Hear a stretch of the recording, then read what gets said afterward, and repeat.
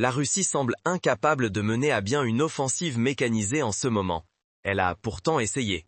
Après avoir passé l'été à tenter d'infiltrer de petits groupes de soldats dans la ville logistique stratégique de Pokrovsk, la Russie est revenue à ses vieilles habitudes et tente d'envoyer ses blindés pour briser les défenses ukrainiennes. Mais l'Ukraine anticipe toujours ses mouvements. Le résultat, davantage de chars et de véhicules blindés russes en flammes sur le champ de bataille. C'est exactement ce qui s'est passé dans la direction de Dobropilya le 16 octobre. L'Ukraine a tendu un piège parfait. Un bataillon russe est tombé tout droit dans un enfer sans issue.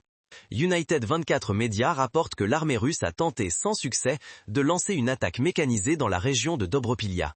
Cette attaque visait à prendre le petit village de Chakofeh, une cible pour Poutine tout au long du mois d'octobre. En fait, cette dernière offensive mécanisée faisait suite à une autre au cours de laquelle la Russie avait finalement déployé certains de ses chars de combat T-90 M stockés pour les voir anéantis en un instant. Regardez notre vidéo si vous souhaitez en savoir plus sur cet assaut raté. Cette fois-ci, la Russie pensait avoir appris de ses erreurs. Elle avait l'intention de prendre Chakofeh, ce village devant servir de base de lancement pour attaquer Dobropilya, qui à son tour permettrait une offensive sur Pokrovsk. Le problème est le même que celui auquel la Russie a été confrontée lors de toutes ses attaques mécanisées récentes. L'Ukraine était prête, et les chars et véhicules blindés russes ont été anéantis. La nouvelle de cet assaut raté provient de la célèbre garde nationale Azov, déployée par l'Ukraine dans la région de Pokrovsk en août pour contrer une série de prises de villages par les forces d'occupation russes. Depuis août, Azov s'efforce à la fois de reprendre du territoire et de protéger les villages que les forces de Poutine tentent de conquérir. Le 16 octobre, la garde nationale Azov a de nouveau réussi, et elle a utilisé Telegram pour décrire ce qui s'est passé. Entre 5h30 et 8h00 du matin, l'ennemi a lancé une attaque avec 22 unités de véhicules blindés. La plus grande colonne, 11 unités, chars et véhicules de combat blindés, a quitté la zone du village de Malinivka vers 7h50, a rapporté la garde nationale Azov. L'ampleur de ce bataillon blindé montre que la Russie prenait l'assaut sur Kharkov très au sérieux. Il ne s'agissait pas d'une simple tentative pour tester les défenses ukrainiennes. La Russie a probablement passé plusieurs semaines à rassembler suffisamment de chars et de véhicules de combat d'infanterie, IFV, pour mener cette offensive. Elle était également organisée. La mention de « la plus grande colonne » suggère que la Russie avait divisé ses blindés, peut-être avec l'intention d'attaquer Kharkiv depuis plusieurs directions. Si la Russie avait pu approcher le village sans rencontrer d'obstacles, elle aurait probablement réussi à prendre Kharkiv. La garde nationale Azov s'est révélée être le seul obstacle dont l'Ukraine avait besoin. Mais elle a dû surmonter quelques défis avant de pouvoir organiser correctement sa défense. La Russie semblait bien préparée. Elle avait visiblement tiré des leçons de son fiasco avec les chars quelques jours auparavant. L'ennemi a commencé les préparatifs de l'assaut à l'avance, indique la garde nationale Azov. Afin de compliquer le minage des routes d'avancée, l'ennemi a établi des postes d'observation pour détecter et détruire les drones des forces de défense ukrainiennes.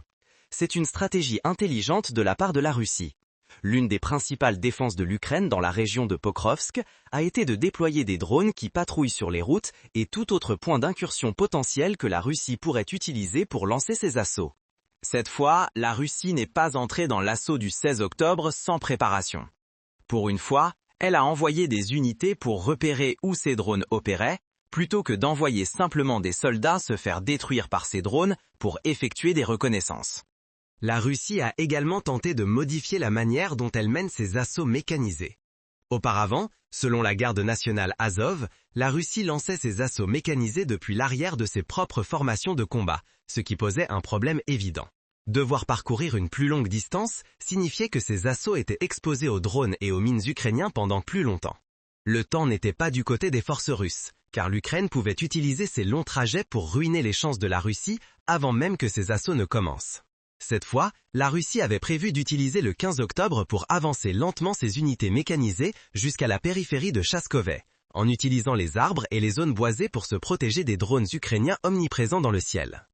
Encore une fois, c'est une stratégie intelligente, du moins par rapport aux autres assauts russes. Le plan était que la Russie réduise d'abord la distance, sans alerter l'Ukraine, afin de pouvoir lancer son assaut immédiatement plutôt que de devoir parcourir une longue distance pour le faire. Cependant, la stratégie de la Russie a échoué. La garde nationale Azov a compris à temps ce qu'elle faisait. La manœuvre a échoué. 2 unités de véhicules blindés ont été détectées par la reconnaissance et détruites par l'artillerie et les drones FPV des forces des systèmes sans pilote avant même qu'elles n'essaient de se cacher dans la forêt, rapporte la garde nationale Azov. Les drones FPV ont dû constituer la première vague de la défense ukrainienne, car le 16 octobre, l'Ukraine est passée de l'attaque des unités russes entrantes à leur élimination complète. La garde nationale Azov indique qu'une combinaison de minage efficace, probablement posée sur les routes que l'Ukraine avait prévu que la Russie emprunterait une fois les blindés découverts, et d'équipements d'ingénierie avancés placés aux bons endroits, a stoppé net l'assaut russe. C'est là que l'artillerie ukrainienne a dû entrer en jeu. Alors que les drones FPV détruisaient directement les blindés russes, l'artillerie ukrainienne tirait sur les positions ennemies pour s'assurer que les chars et les IFV russes ne puissent pas s'approcher de Chakove.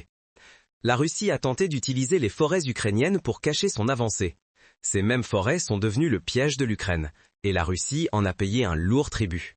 À la fin des contre-attaques ukrainiennes, 9 chars et IFV russes avaient été complètement détruits.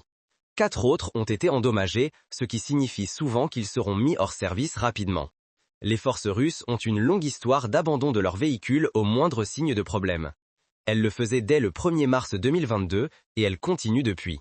Il est plus logique de sortir d'un véhicule endommagé et de courir se mettre à l'abri que de rester dans ce véhicule.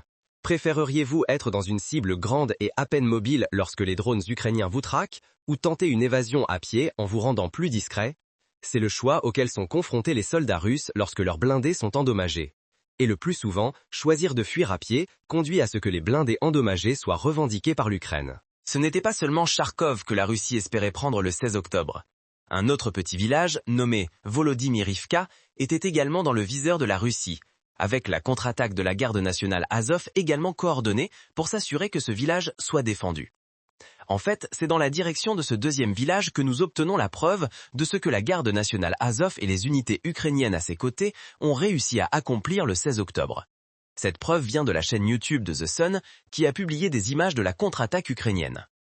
Elle indique que la 82e brigade d'assaut aérien a joué un rôle important à la fois dans l'élaboration et la fermeture du piège sur les forces russes, la plupart des images provenant probablement des drones FPV et de reconnaissance que la brigade a apporté sur le champ de bataille. Les images montrent les chars et les IFV russes alors qu'ils tentent leurs approches. Au début, on voit une vue capturée par un drone FPV ukrainien suivant un véhicule blindé russe. Après quelques secondes, ce drone vire à gauche et attaque, frappant directement les chenilles du véhicule. Une grande partie des images suit un schéma similaire. Un drone repère un char ou un IFV russe. Quelques secondes après avoir repéré la menace, le drone accélère et frappe directement. Bien sûr, ces drones FPV effectuent des attaques kamikazes, ce qui signifie que les images qu'ils capturent s'arrêtent au moment où ils touchent leur cible. La Russie pourrait essayer d'utiliser ce fait pour prétendre que l'Ukraine n'était pas aussi efficace qu'elle l'était le 16 octobre. La garde nationale Azov et ses compatriotes sont bien conscients de ce fait. C'est pourquoi ils avaient des drones de reconnaissance qui tournaient autour des blindés russes pour capturer davantage d'images de tout ce qui s'est passé. Des épaves en flammes sont visibles sur les routes et dans les lignes d'arbres ukrainiennes. Le message envoyé à Poutine est clair. Voici ce qui arrive aux blindés russes à Dobropilia. Envoyez-en plus si vous l'osez. Reste à voir si la Russie le fera ou non. Il est probable que d'autres assauts mécanisés suivront en raison de l'acharnement de Poutine à capturer Pokrovsk. La Russie semble considérer Dobropilia comme sa voie d'accès à cette ville stratégique. Donc, ce que l'Ukraine a accompli le 16 octobre préfigure probablement ce qui se passera dans les directions de Chakove et Volodymyrivka. La Russie a déjà tenté d'attaquer Chakove 2 fois en une semaine. Elle n'a même pas réussi à s'approcher du village à chaque fois.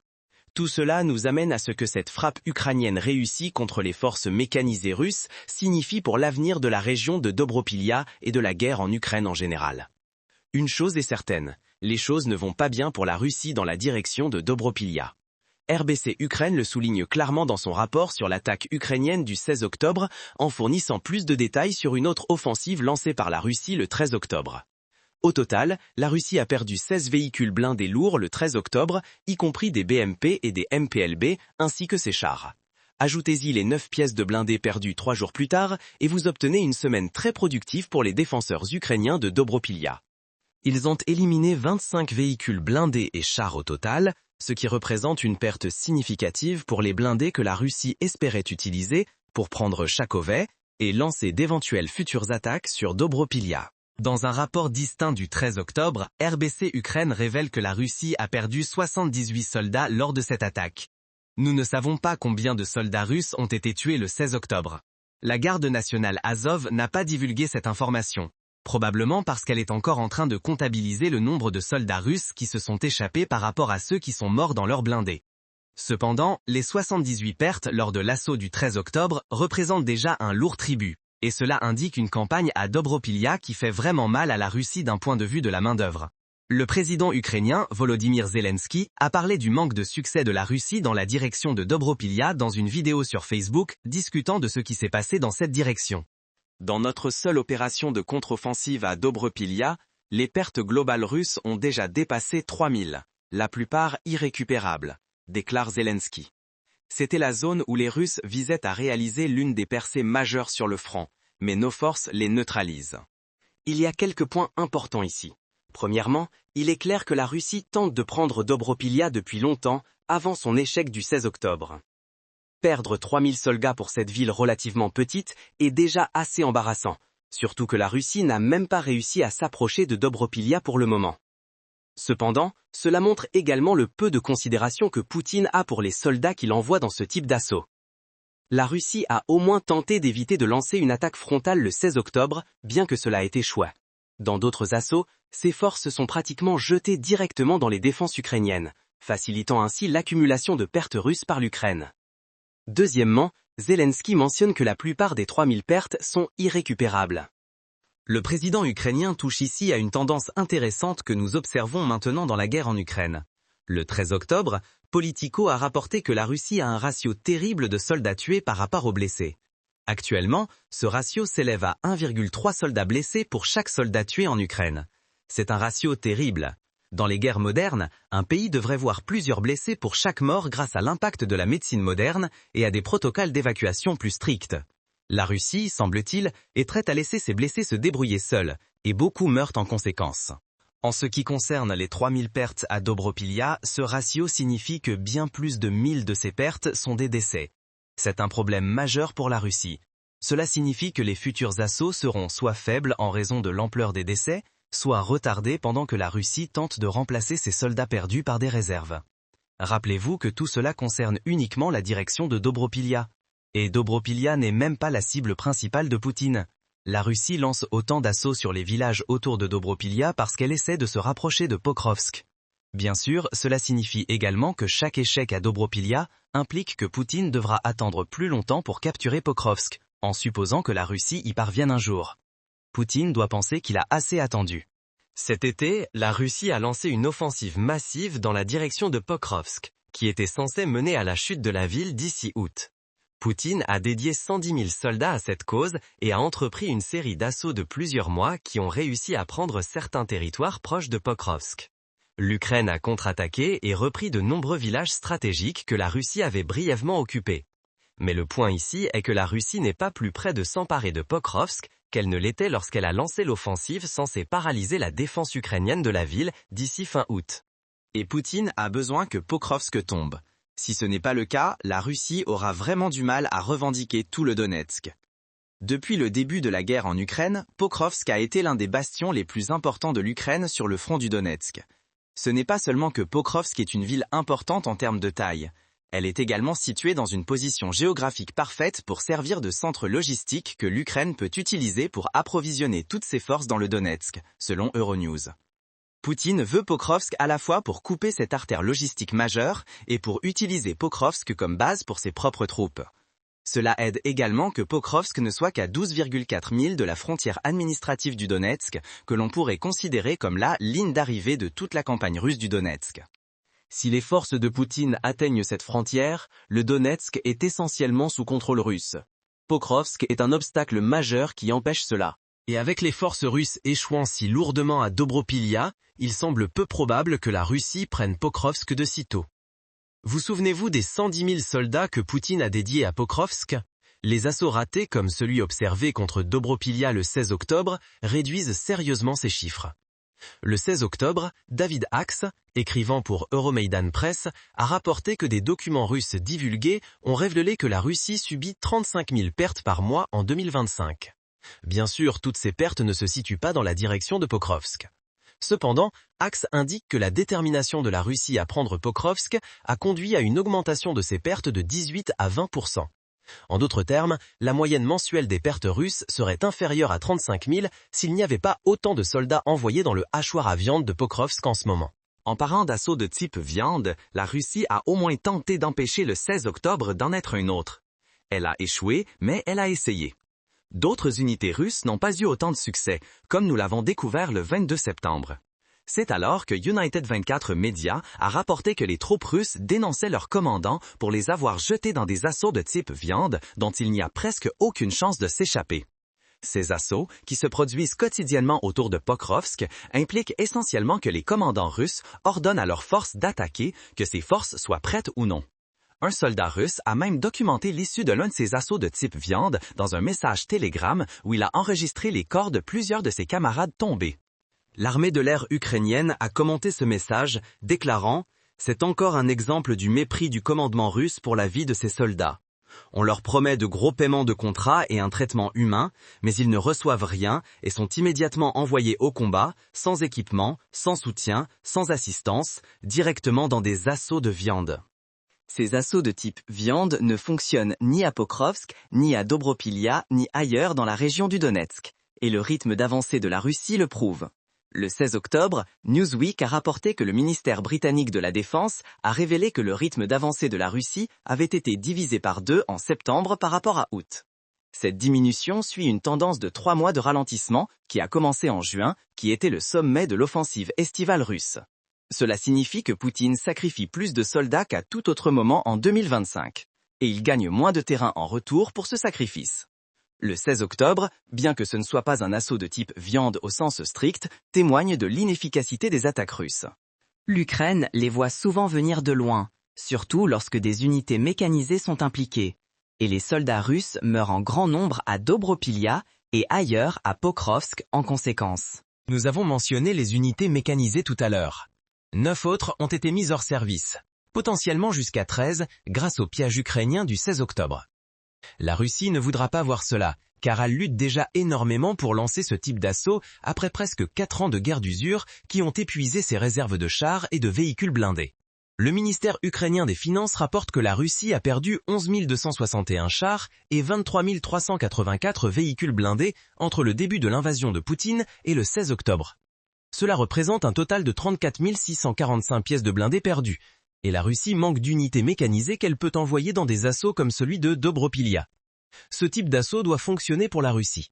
Lorsque ces chars et véhicules sont éliminés avant même d'avoir une chance d'attaquer, cela ne fait qu'aggraver un problème déjà grave. Dès février, l'International Institute for Strategic Studies rapportait que la Russie était en passe d'épuiser ses chars d'ici 2026, selon Newsweek. Des incidents comme l'échec du 16 octobre ne vont pas aider la Russie à résoudre ce problème, et nous commençons vraiment à voir à quel point la situation des blindés russes est mauvaise en ce moment. Le 7 octobre, United 24 Media a rapporté que l'analyse satellite des bases de stockage de chars russes a révélé que la Russie est passée de 7342 chars utilisables en stock à seulement 92. Elle possède de nombreux autres chars, mais ils sont dans divers états de délabrement, beaucoup n'étant utiles que pour fournir des composants à d'autres chars qui ne sont pas tout à fait aussi délabrés. Si ces tendances se poursuivent, 2026 sera une année difficile pour les assauts terrestres russes. Mais même lorsqu'elle a des blindés à déployer, l'Ukraine a prouvé le 16 octobre qu'elle est plus que capable de les gérer. Et elle n'aura peut-être pas à le faire encore longtemps. Au-delà des problèmes que nous venons de partager, la situation des blindés russes est devenue si désespérée qu'elle déploie des chars et des véhicules de l'ère soviétique en décomposition en Ukraine. Pourquoi ? Parce que l'Ukraine a tout détruit d'autre. Découvrez-en plus dans notre vidéo